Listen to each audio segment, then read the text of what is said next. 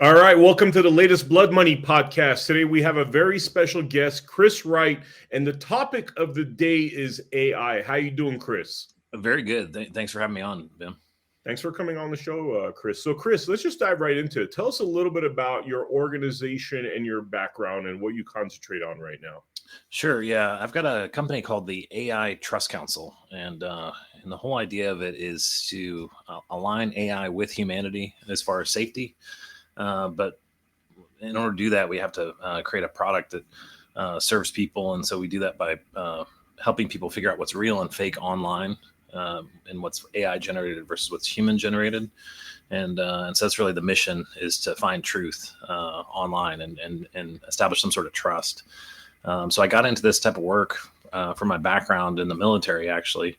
I started flying helicopters in the early 2000s and for the Army, and I was flying Longbow Apache attack helicopters, and ended up doing that for a while and got out of the military and took a break from the military for about 10 years, where I served as a contractor in the Middle East and was actually teaching Arab students how to fly the longbow. I was a ground instructor and simulator instructor in the Middle East, and so part of that time over there, it was when the United Arab Emirates was getting struck by attack drones from Yemen, and so these drones were hitting the airports and stuff like that, and so we were tasked to help train the Arab students how to shoot down these drones. And so because of that, I had to get familiar with drone warfare.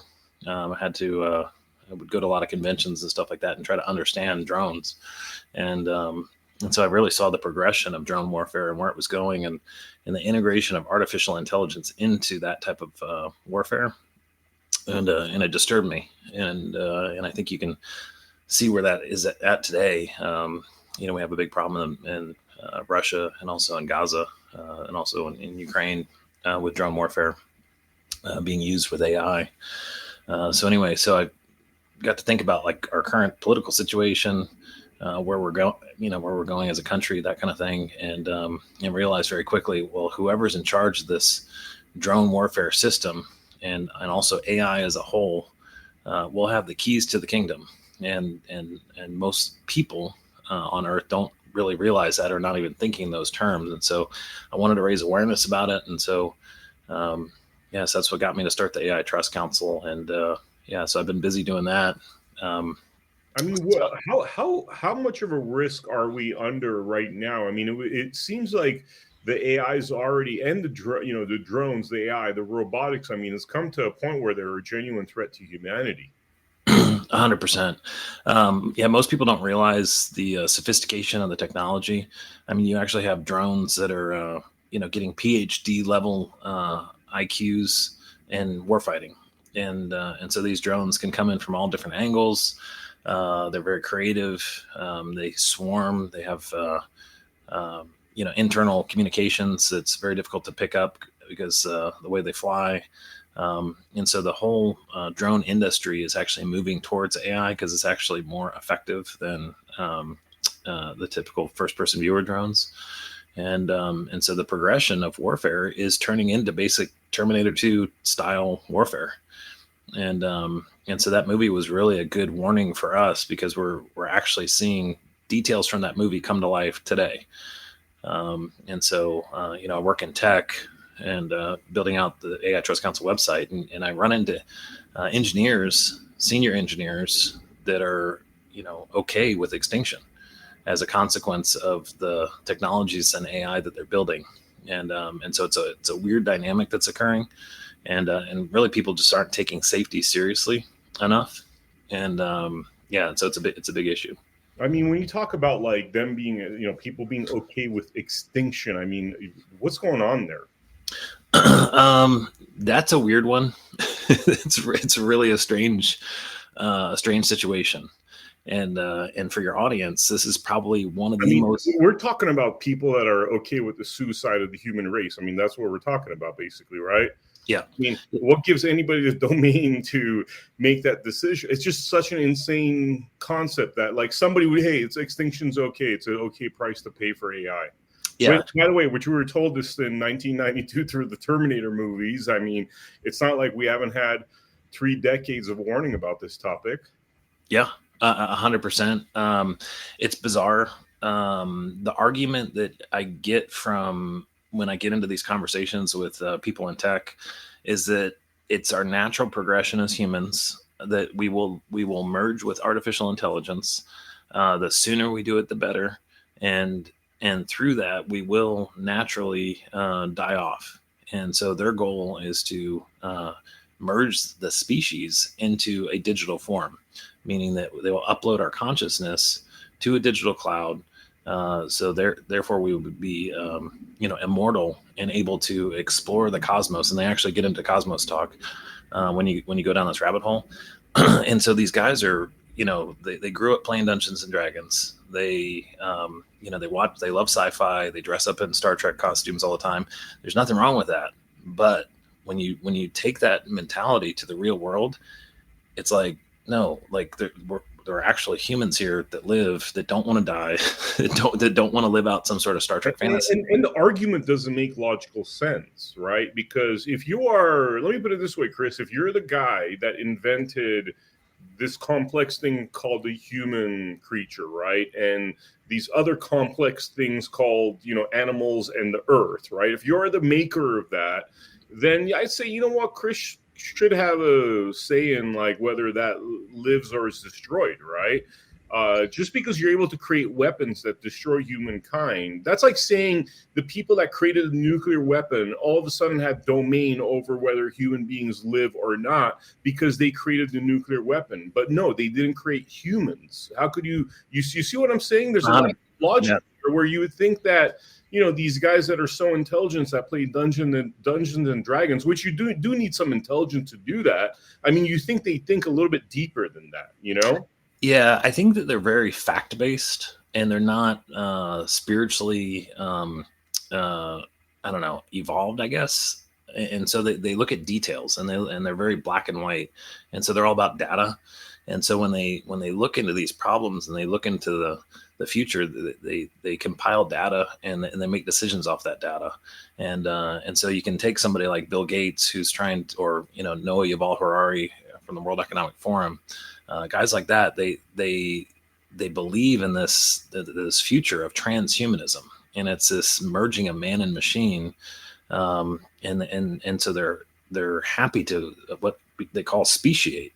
And speciate means that they're changing the species from human 1.0 to human 2.0. So it's like a software upgrade, and that's the way they view it. But they view that that's our natural progression, and they view humans in our current form as a placeholder for technology.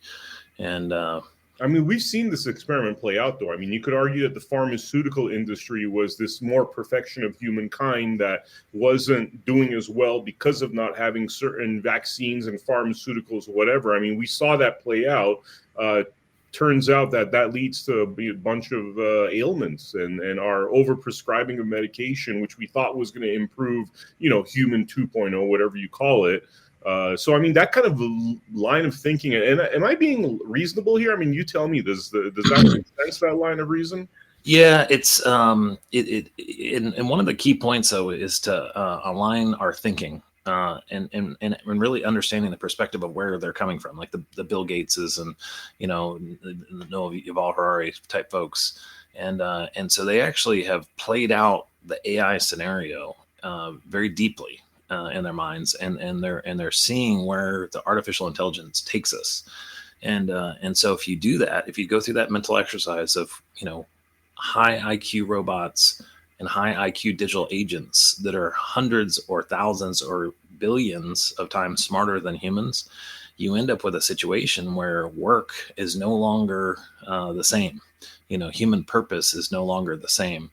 The way we live is no longer the same. And so they've taken it upon themselves to engineer the future of humanity to align with these changes in high technology. So it's not that the technology needs to change, it's that the humans need to change to upgrade to adapt to the high technology, and that's really where they're coming from. And so a lot of the decision making that you see from these guys is based in this really a dystopian future, and so they and that's where you start to get into the depopulation mindset, because they think like, well, we have all these people, these humans here on Earth, we don't necessarily need them all, and so that's really the their thinking. So I mean, it sounds like a bunch of not very well endowed little men trying to play God. I'm sorry. I mean, it just sounds like that's what it sounds like. It sounds like this is their version of a Ferrari. yeah. It's interesting. I mean, you have folks that like Bill Gates. He's had pies smashed in his face. He's been made fun of. And I wrote an article called "The Geeks Are Getting Out of Hand." I actually had an article called "No Speciation Without Representation." It was posted on Dr. Robert Malone's Substack this last week, but it gets into the details of what is actually going on within tech, and it gets into the details of their mindset, and it's unfortunate, but it's a situation where you're getting a division of people, where there's a camp that is pro-human and wants to preserve humanity, and then bring AI into alignment with us to ensure that we stay in control of this technology and that we can dominate it and use it for our benefit. So that's one camp. And then you also have this other camp that's not pro-human. And so if they're not pro-human, it's like, well, what are they? And so I've started to call them extinctionists, because they're perfectly okay with human extinction as a consequence of the development of this technology. I mean, how do you look at something like this and say this is not more like a satanic, like Luciferian agenda, if you want to look at it like religiously? Because it seems like a bunch of human beings that want to play God and really be promoting a massive genocide, Holocaust. I mean, sounds like some psycho stuff. Yeah, so I think that that's, you can look at the Georgia Guidestones as an example. It's written there. 500 million total world population is the aim. And the excuse that they use when you question them on it is that humans have been bad to the earth, and in fact that is true. You can look at the ocean, the amount of pollution, plastics and everything. We're getting plastics in all our bodies because of the amount of pollution. The air is a mess. Literally we're destroying the planet. But we have high technology today, and that's one thing they don't talk about. They don't talk about applying this high technology to solve a lot of these complex problems of pollution and the destruction of the planet. This is one of the arguments that Elon Musk gets into routinely, is that you have this group that wants to depopulate, and then another camp that actually wants to increase the population.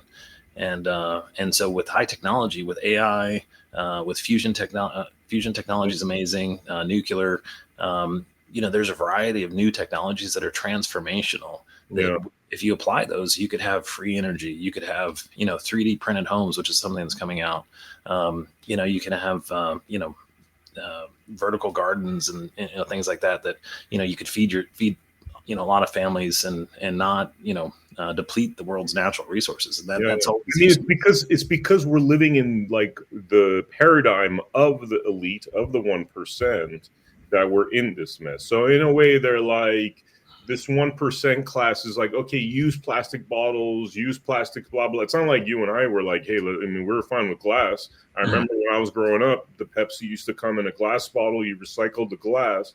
But then all of a sudden, these 1%ers were like, here's all this plastic. So it's almost like they give you the problem, and then the solution to the problem is killing off everybody, where really the solution to the problem should be to create a different paradigm, like the one that you're talking about, where I'm sure with sustainable living standards like that, I mean, this earth could probably sustain, 30, 40, 50 billion people if it's the right way. I mean, what would you say? Oh, no, 100%. I mean, you look at Kazakhstan, you look at, northern Canada, you look at, a lot of these places around the world, Mongolia. I mean, it's vast, empty portions of the world. I've done a lot of international flights, and, you stare out the window on the plane, and you're looking down, and there are no lights. There are no roads, there are no people. And it's to say, and it's not to say that that's, it's nice to have a natural environment, but this argument of that, hey, we've overpopulated and we have to kill everybody off in order to have this utopian future. It's an unusual, weird, it's almost like a mind virus way of looking at humanity. And I think it does get dark, and you could almost say demonic.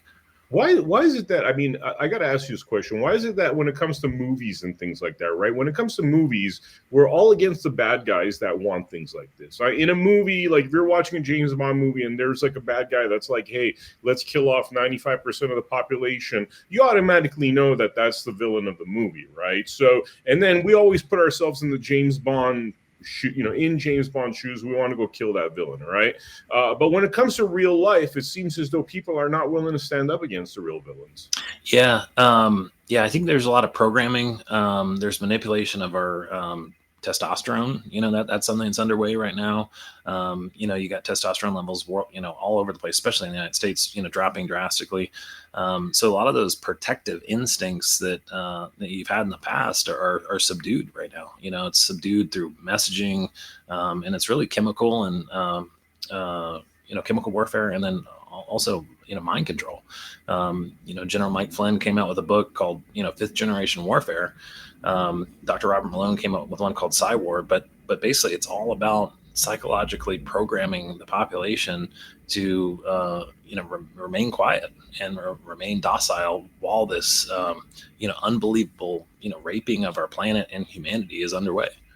What is the current, what is there that we could do about AI, and what is the current risk that we face, like most imminent in terms of what is happening with AI? Yeah, so right now we have to get our arms around it, and this is a no joke, real deal. It's life or death. This is about as serious as it gets right now. It's hard to see it today, and it's hard to see through all the hype. The $1 trillion marketing budget of a lot of this, these AI products and services that are coming out are camouflaging the true risk. And so you can actually get a sense of that risk when you look at OpenAI. You've had 10 alignment or safety and alignment researchers. These are data scientists that their goal is to make sure that AI stays in alignment, meaning that it doesn't kill us and it stays safe for humans. You've had 10 of those folks leave, either being fired for speaking out about the safety, or quitting because they're like, hey, we're bringing these issues to the senior management, Sam Altman, and they're just not getting listened to. And so because of that, they're like, hey, well, I don't want to be the cause of the end of the human species. And so the scary thing is you have senior leaders who are running these tech companies that have this anti-human mind virus. I mean, these guys are okay with extinction. And I think that, for us as the, we're all riding on the ship together, and my background's aviation. And so I look at this situation like aviation, it's all about safety. It's all about, accident prevention. And what I'm seeing is we're being about as rambunctious and nuts as you could possibly be from a safety perspective. And actually you have diabolical freaks that are running the ship, and so we're headed towards a cliff. It's up to us, the people, to say, hey, no, nice try, guys, but we're not going down with the ship here. We're gonna take the safe option, and so that's one of the principles in aviation is that. That if there's two choices, you should try to take the safest choice in aviation, and that's a decision-making tool. And so right now, we're definitely not taking the safest choice. We're taking the most profitable, or the choice that actually provides the most control. And so it's a race of dominance in AI, and it's a race for profitability and market dominance. And so through that, you have this enormous risk potential unfolding, and there's no one slowing it down. And so it really falls on the people who get it. And so that's actually why I'm building the AI Trust Council, and to help people who have a sense of safety and a sense of what it means to be a human, so that we can have a network where we can talk, we can weigh in, we can participate in social media and have polling. One of the key points of it is that we can highlight AI safety organizations and say, hey, this one's a good one, and actually this other one's a bad one because it's actually paid for by big tech. And so that's actually what's happening right now in the AI safety realm, is you have a lot of these safety organizations that are actually funded completely by big tech. So they're not telling you the real story. They're not telling you the actual details of what's going on in AI safety.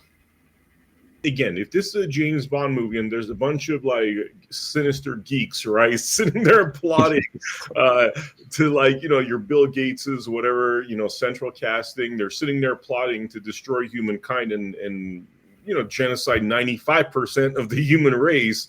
There would be prosecutions, right? These people are sitting there making a genocidal decision. Shouldn't these people be prosecuted through the courts? Yeah, and I'm concerned. I'm concerned with you know, their back is really up against a wall right now. You know, we have the November elections coming right up, and you know, Trump almost got taken out the other day. You know, and so I think that you have this do or die kind of moment where you have the separation of camps, where this one camp is just, you know, they're do or die. And so I think they're willing to almost do anything, including initiate a world war in order to disguise and dominate the situation. It's like they're hell bent on making the you know, the future into what they want, and so they have a vision for the future, and they don't really want you know, an alternative. And so Trump and his platform is an alternative. And it's a way that we can, you know, safely move through the next 4 years. That, you know, a lot of people don't realize, but the whole point about unity into 2030, or, you know, you look at the WEF, the World Economic Forum, and they're constantly talking about, you know, 2030. And it's like, well, why is that year so important? Why are we so focused on 2030? And it's really because of artificial intelligence, and it's because of this, you know, unbelievable amount of technology that is being created from AI. You know, you have all sorts of biological and chemical things that have never been possible before, but now with AI, we can create a lot of these new products. You know, free energy, just, you know, different types of things that we never even thought possible. And actually, we don't even know what the future holds. There's a lot of amazing things that are going to come out of this future. And so what they want is they want to be in control of it, and they want to help steer it and towards their interest. And so you have to really look at their core, you know, what drives them. And if what is driving them is actually like a population reduction agenda, it's on us, the people, to push back. You know, and so there's certain techniques you can use to identify this trait in people's thinking. You know, you can actually ask them, are you a fan of more people on Earth or less people on Earth? You know, are you pro-human, or are you an extinctionist? You know, you know, if AI was going to destroy humanity, would you keep it going, or would you try to make it safe, pause it? You know, those types of things. And so these guys, they're programmed to, you know, in a certain direction. And so it just so happens that they're very well spoken. They're very good at, you know, leading us down this road. And it almost gets into like biblical territory where you have, you know, it's like victims, you know, and then you have people that are you know, the abusers. And so I look at, you know, our current situation as abusive, and ultimately it's on the abuser or the abusee, the person, the victim, to push back against the abuser. And as long as you continue taking it, and it's almost like you can compare it to a you know, personal relationships. I think a lot of people, you know, people have been in abusive relationships, and you're just like, hey, why don't you just push back? Why don't you just leave? Why don't you just, you know, do something? And so it's kind of a natural thing that happens where unless you stand up and you know, like literally, you know, say, no, stop, enough, like we're not doing this, the abuser will just continue. And so I think that's actually what they're waiting for. And you can actually study, you know, Satanism, and that's one of the core principles of it, is that it's almost like this just nature. You know, it's like look at the African plains. You have these lions that, will continually kill like buffalo or whatever. And it's just a natural order of things. And so I think that these, leaders that we have, around the world, believe that it's their duty to lead and to, do this abusive kind of, techniques to us. And as long as we're passively going along with it, not looking up from our phones for 2 seconds to realize we're about to go off a cliff, then they're like, well, you guys weren't smart enough to look away from your phones for a second, and so if you end up going off the cliff, then that's your problem. And, too bad, so sad. And we get to inherit the earth with our 500 million, and, the rest of you guys, we're too dumb. And so I think that's actually their mentality. Wow. All right. So tell us about the AI Trade Council. I mean, how does that organization go against these, like, I mean, extremely well-financed individuals? I mean, we're talking about multi-billion-dollar deep pockets. Yeah. So it starts, it's really grassroots, and that's where the, we have a lot of power today in the United States. We have free speech still for now. That could change soon. You see that they were actually arresting people in England for, saying certain things, school teachers and stuff for teaching the wrong topics. But that agenda can come here very quickly. And so, we have a short period of time.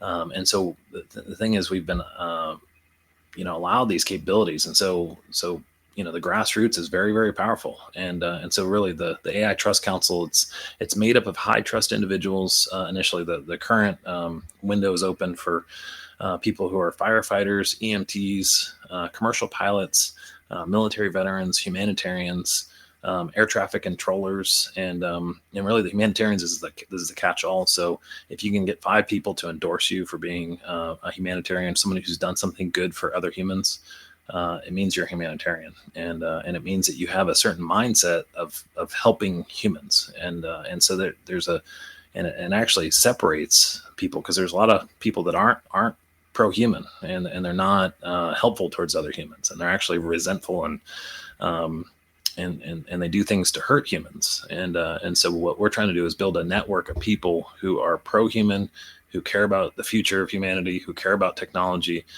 who want good things. And so from that, once you're on board as a member, you can appoint 5 other people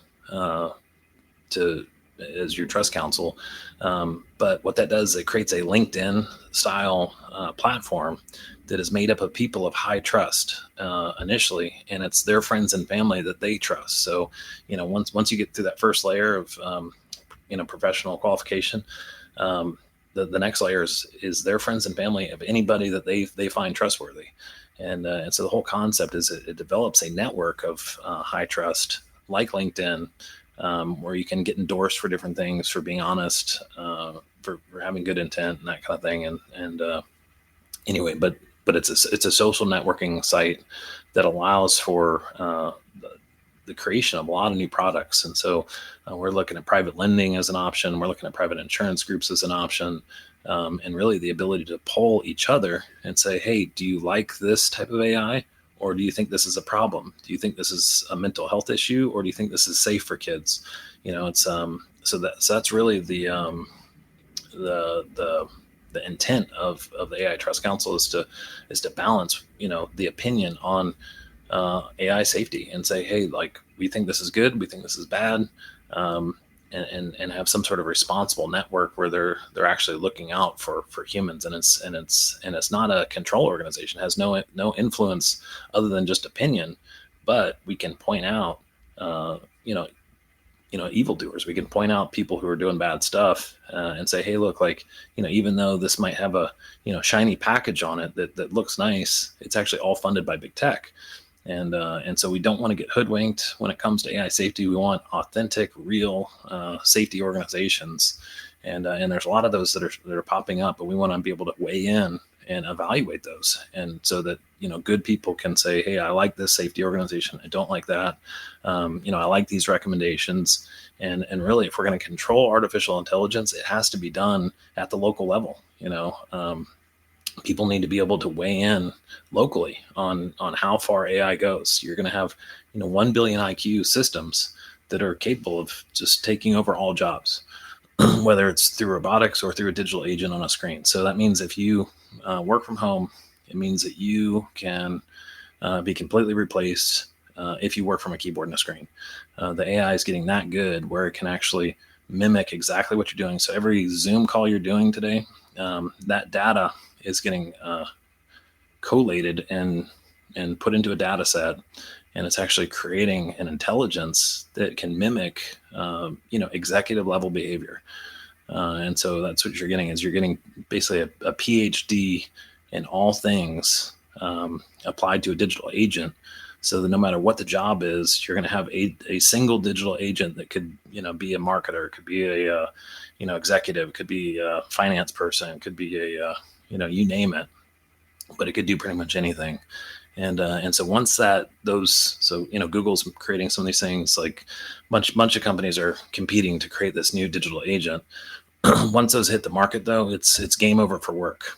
And so I wrote an article recently about the end of labor, and so that's really what's happening. Is that this is probably our last Labor Day, where things are the current. We're under the current paradigm. The historical paradigm. The future paradigm is weird, and it actually gets into a position where labor is just different. And so if you're an hourly worker, or doing something that's kind of repetitive, those jobs are going to be gone soon, like very soon. And then if you're white collar,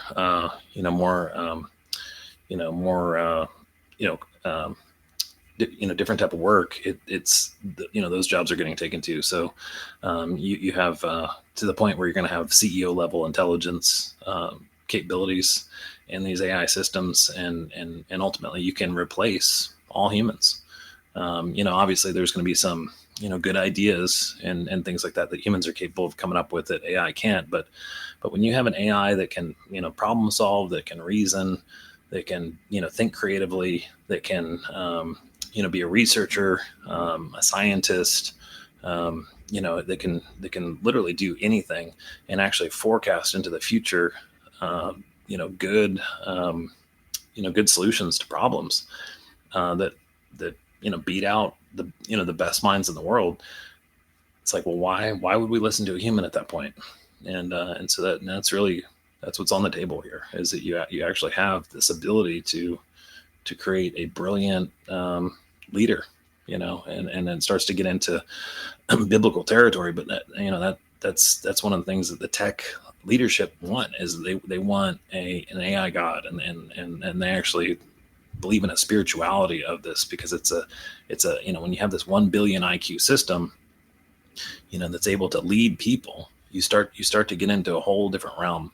And the problem is that our human IQ is very low in comparison to these systems. I mean, obviously we have a spirit, and we have the capability of thinking outside the box and things like that. But these high IQ AI systems, they've beaten humans in every single game imaginable. Some of the most complicated things you can imagine. They've creatively come up with new patterns and solutions to problems that they were never trained on.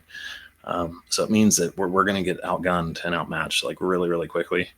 And so it's up to us if to shape the future that we want. And if we sit here passively, we don't do anything, we're going to be delivered on a platter the Bill Gates solution. And so that's what's coming. So. Wow. It's like, I'm thinking, like, there's many ways like humankind could evolve. It's not like AI is the only way we could have evolved. I mean, one of the other things is, our intelligence seems to have been suppressed, through fluoride and chemicals and all of that. So we don't even know our full potential without all this, without all this chemical nonsense and things that suppress our abilities. So the whole thing seems very odd and convenient for people in power, that this is the technology that's been developed, versus the other, plentiful myriad of realities. You know what I mean? Like, for example, technologies to help eradicate all disease or clean the planet Earth. I mean, why is this being pushed? It seems like there's a deeper agenda behind this, really, to erase most of humankind. Yeah, I think that you have to dig into the satanic agenda, and really start to study, their line of thinking, in terms of Satanism and that kind of thing, to really understand the globalist viewpoint. And so we've allowed ourselves to, participate in this. It's a satanic system that we live in right now, and that gets into biblical territory where they talk about, the devil's like, the king of this world, and ultimately we're in a battle right now. We're in a spiritual battle, for the souls and the lives of the humans that are here, and so do we allow the people to get dominated and destroyed, from the inside out, biologically, mentally, on a soul level, we're getting transformed. Do we allow that, or do we push back and say, no, like, we've had enough, nice try. And really it gets into banking. This whole thing gets into, it's called tacit compliance, and tacit compliance is a concept in Satanism where, if it gets back to that victim, abuser concept. But if you go along with, the abuse, and you pay with, US dollars, and you allow, you ride along on their system, it means that you're complying, and you're going along with it, and you're not pushing back, you're not creating your own solutions to these things. And so that's why crypto is transformational. So if you have cryptocurrency that's backed by gold and silver, it is a solution to counteract this globalist agenda. It's a very easy solution that we can transform from this one system into a new system. We're all very familiar with it. I've got a Coinbase credit card, that I use, and so life as you know it can be very, very simple. Literally, it's just taking one bank account and transferring it over to another bank account. That's it. And having crypto be the currency, and you can back that up by gold and silver. So you're saying that, like, just getting rid of US dollar and these currencies that support this kind of anti-human agenda, that would be an action that regular people could take. 100%. Yeah, 100%. And that's actually, it kicks them in the balls. it takes them down. Basically that's how they've got the power. That's their control. It's the currency. And so if they've got control over the currency, and we continually go along with it, that is their method of control over humanity. And so we can counteract that by going crypto. And you don't want, obviously they're going to try to control crypto too, but what you want something that is backed by gold and silver, that is, so if things go sideways and, the world goes to hell, then, there's massive power outages, whatever. You could still trade in physical gold and silver, as coin. And we could still have, actual US dollar, from the Treasury rather than the Federal Reserve. If we do that, then, regardless of a cyber attack, cyber pandemic, or, some sort of power outage, you'd still be able to transact and, keep track of things. But you want that currency backed by gold. And so that is the solution. That is the way that we get out of this problem, is by going directly. It's our money. It's just a form of exchange between people. And we have that right to choose how we spend, and these guys want to control that. Yeah. Is there anything we didn't talk about in terms of the work you're doing in AITC that you'd want to mention before we wrap up this episode? Yeah. The Artificial Intelligence Trust Council is just getting started.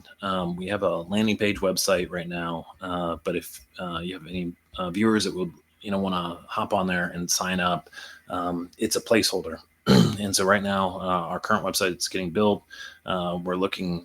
We have funding coming in, but it's been slow, obviously, because we're going against the system. This is grassroots, so it's been difficult.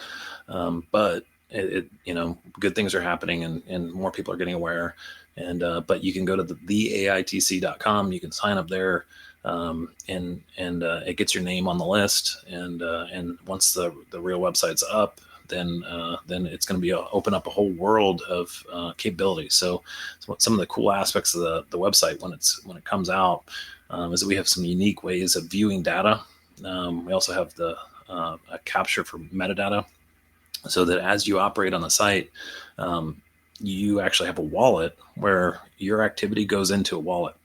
So instead of big tech, the typical paradigm right now is that all your metadata, all your activities on a website, it all goes to Mark Zuckerberg or whoever, and then they resell it to advertisers or whoever else, and so it develops a profile on you as a person, where they understand the noises you make when you sleep, how many times you blink, how your eyes move on a screen. Literally, they know every detail about you as a person, to include what's coming as now mind reading.